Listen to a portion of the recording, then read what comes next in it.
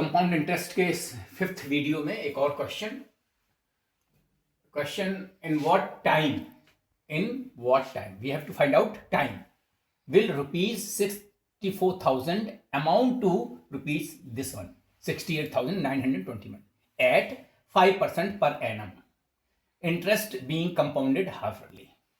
मैंने क्वेश्चन को थोड़ा सा डिफरेंट है जो अभी तक क्वेश्चन की आपसे बातें की मैंने है। तो यहां देखिए हमारा क्या दिया है, इन व्हाट टाइम मींस हमें टी जहां की हम इसे यहां पर बोलते हैं एन को हमें फाइंड आउट करना है और ये दिया है पी दिया हुआ है ₹64,000 और अमाउंट दिया हुआ है this is amount to rupees इतना ₹68,921 और रेट दिया हुआ है आर दिया हुआ है 5%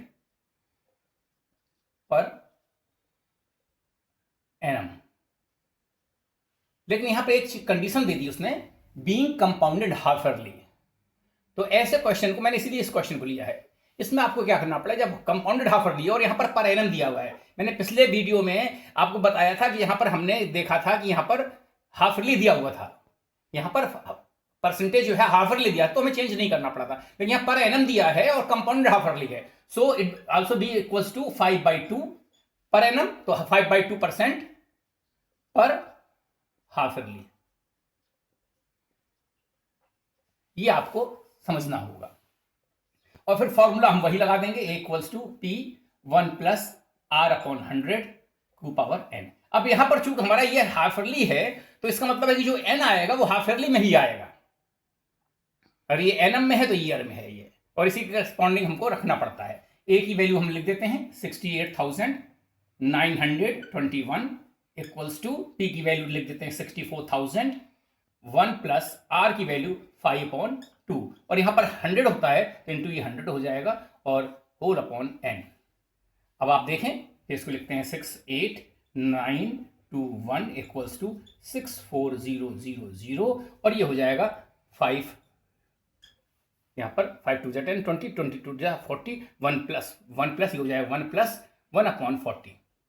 तो इसे लिख सकते हैं हम ये इसकी जगह होगा, इसे लिख सकते हैं 41 40 41/40 के पावर n। ये आपको समझना होगा। अब आप यहां पर देखें कि यहां पर ये वैल्यू मल्टीपल में है, तो this will be equals to the, ये इधर आ जाएगा इसके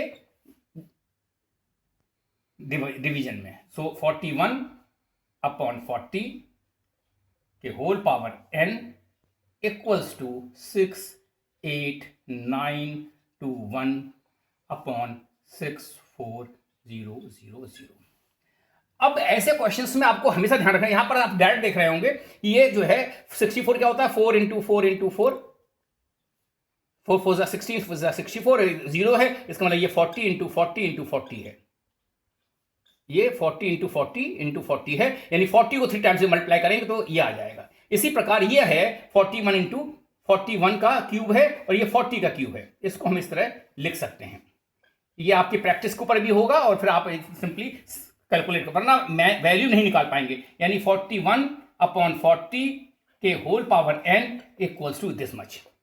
अब आप देखिए जब ये हमारा बेस है, ये एक्सपोनेंट में मैंने बतलाया था कि जब बेस हमारे इक्वल होते हैं 41/40 के पावर n इक्वल्स टू 41/40 के power cube, so n will be equals to 3, और ये मैंने बताया भाई हाफ ईयरली में आंसर आएगा। और इसको हम लिख सकते हैं, क्या लिख सकते हैं, 1 and half year, 3 half yearly means 1 and half year. चाहे आप ये आंसर छोड़ दें और चाहे ये आंसर लिख दें, दिस इज ऑल। हम और जुड़ेंगे अगले वीडियो में, हम अपने एक अलग टॉपिक के साथ आपसे साझा करेंगे, और हमारे चैनल को सब्सक्राइब कीजिए, कमेंट्स कीजिए और शेयर कीजिए। बहुत बहुत धन्यवाद, आभार।